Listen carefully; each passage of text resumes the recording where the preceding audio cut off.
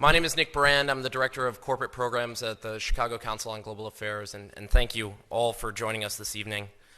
I'd like to take this opportunity to welcome George Friedman to the Chicago Council. I believe it's his first time here, so thank you so much for being with us. No place is really pacific for very long. I mean, neither the United States, we have constant wars, okay? Europe will, I suspect, not return to the 31 years, but it will return to humanity. They will have their wars, they will have their peace, they will live their lives. It will not be 100 million dead, but the idea of the European exceptionalism, I think, is the one suffering the first death. There will be conflict. There was conflict in Yugoslavia, and there's certainly conflict now in Ukraine. As to the relationship to the United States, we no longer have a relationship with Europe. We have a relationship with Romania, we have a relationship with France. There is no Europe to have a relationship with. Yes, the gentleman in the fourth row over here. Excuse me. By the way, I'm a subscriber. Thank you. Is Islamic extremism really the major threat to the United States, and will it die on its own, or will it keep growing? It is a problem to the United States. It is not an existential threat. It has to be dealt with, but it has to be dealt with proportionately. We have other foreign policy interests. So, the primordial interest of the United States, over which for a century we have fought wars, the First, Second Cold War, has been the relationship between Germany and Russia, because united they are the only force that could threaten us, and to make sure that that doesn't happen. If you're a Ukrainian, is essentially reach out to the only country that will help you, which is the United States. Last week, 10 days ago, General Hodges, Commander U.S. Army Europe, visited Ukraine. He announced that U.S. trainers would now officially be coming, not just unofficially coming.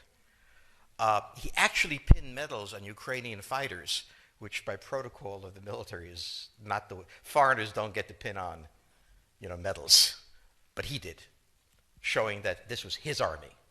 He then left and in the Baltics announced that the United States would be pre-positioning armor, artillery, and other equipment in the Baltics, Poland, Romania, and Bulgaria, which is a very interesting point. So the United States, and now yesterday the United States announced that it would be sending weapons. Tonight, of course, they denied it, but they are. The weapons will go. In all of this, the United States has acted outside the context of NATO. Because NATO has to have a 100% vote. Any one country can veto anything. And the Turks will veto it just for giggles. The point is that the United States is prepared to create a cordon sanitaire around Russia. Russia knows it. Russia believes that the United States intends to break the Russian Federation. I think that, as Peter Lorre put it, we don't want to kill you, we just want to hurt you a little bit. Either way, we are back in the old game. And if you go ask a Pole or a Hungarian or a Romanian, they live in a totally different universe from a German. And they live in a totally different universe from a Spaniard. So there is no commonality in Europe. But if I were a Ukrainian, I would do exactly what they're doing. Try to draw the Americans in. All right, next question, please. The United States has a fundamental interest. It controls all the oceans of the world. No power has ever done that. Because of that, we get to invade people and they don't get to invade us. It's a very nice thing. Maintaining control of the sea and control of space is the foundation of our power. The best way to defeat an enemy fleet is to not let it be built. The way the British managed to make certain that no European power could build a fleet was to make sure the Europeans were at each other's throats. The policy that I would recommend is the one that Ronald Reagan adopted toward Iran and Iraq. He funded both sides so they would fight each other and not fight us. This was cynical. It was certainly not moral. It worked. And this is the point. The United States cannot occupy Eurasia. The moment the first boot sets the ground, the demographic differential is we are totally outnumbered. We can defeat an army. We cannot occupy Iraq. The idea that 130,000 men would occupy a country of 25 million, well, the ratio in New York of cops to citizens was greater than we had deployed in Iraq. So we don't have the ability to go across, but we do have the ability to, first, support various contending powers so they concentrate in themselves with political support, some economic support, military support, advisors, and in extremis, do what we did in Japan, in Vietnam, in Iraq, and in Afghanistan. Spoiling attacks. The spoiling attack is not intended to defeat the enemy. It's intended to throw him off balance. What we did in each of these wars, in Afghanistan, for example, is we threw Al-Qaeda off balance. The problem we have, since we're young and stupid, is that having thrown them off balance, instead of saying, okay, job well done, let's go home, we said, well, that was easy. Why don't we build a democracy here? This was the moment of dementia that came in. The answer, therefore, is the United States cannot constantly be intervening throughout Eurasia. It must be selectively intervening and very rarely.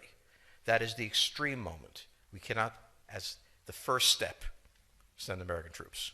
And when we send American troops, we have to clearly understand what the mission is, limit it to that, and not develop all sorts of psychotic fantasies. So hopefully we've learned that this time. It takes a while for kids to learn lessons. But I think you're absolutely right. We cannot, as an empire, do that. Britain didn't occupy India. It took various Indian states and turned them against each other and provided some British officers for an Indian army. The Romans did not send vast armies out there. It placed kings like, various kings it created under the emperor, and those kings were responsible for maintaining the peace. Pontius Pilate was an example. So empires that are directly governed by the empire, like the Nazi Empire, fail. No one has that much power. You have to have a level of cleverness. However, our problem is not yet that. It is actually admitting that we have an empire. So we haven't even gotten to that point where we don't think we can kind of go home and it'll be over and done. And so we're not even ready for chapter 3 of the book. Next question, please. Yes, the gentleman right here in the fourth row.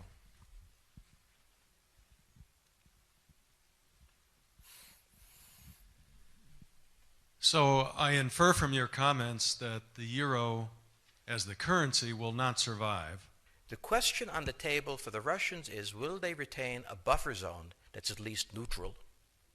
Or will the West penetrate so far in the Ukraine that they're 70 miles away from Stalingrad and 300 miles away from Moscow? For Russia, the status of Ukraine is an existential threat. And the Russians cannot let go. For the United States, in the event that Russia holds onto the Ukraine, where will it stop?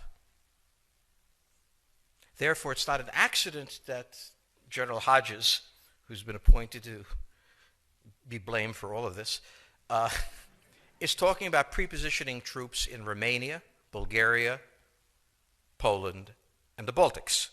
This is the intermarium, from the Black Sea to the Baltic, that Pilsudski dreamt of. This is the solution for the United States.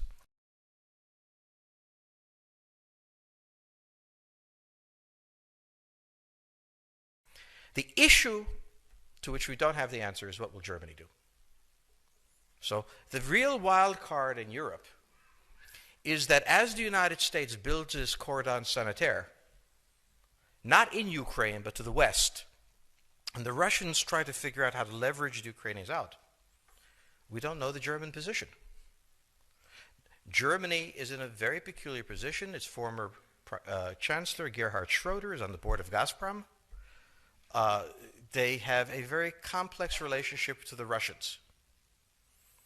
The Germans themselves don't know what to do.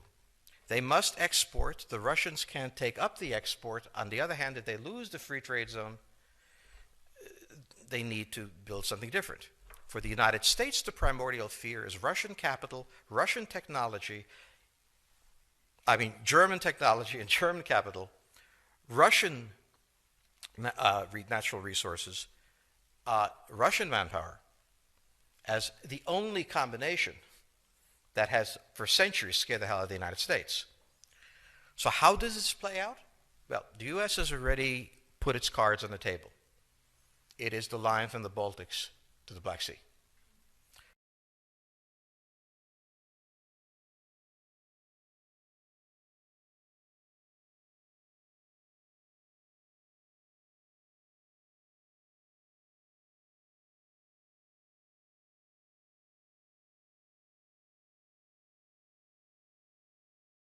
For the Russians, their cards have always been on the table.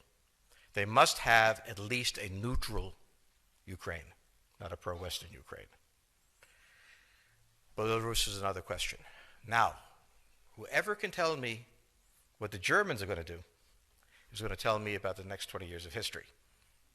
But unfortunately, the Germans haven't made up their mind. And this is the problem of Germany always. Enormously economically powerful, geopolitically very fragile, and never quite knowing how to reconcile the two.